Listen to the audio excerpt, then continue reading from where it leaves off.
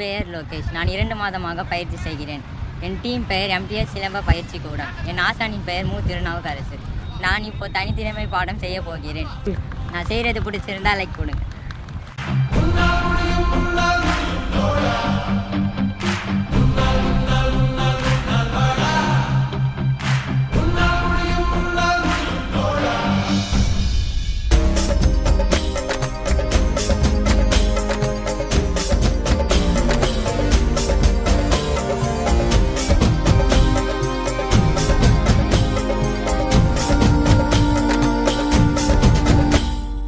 எல்லா புகழும் முருகன் ஒருவனுக்கே.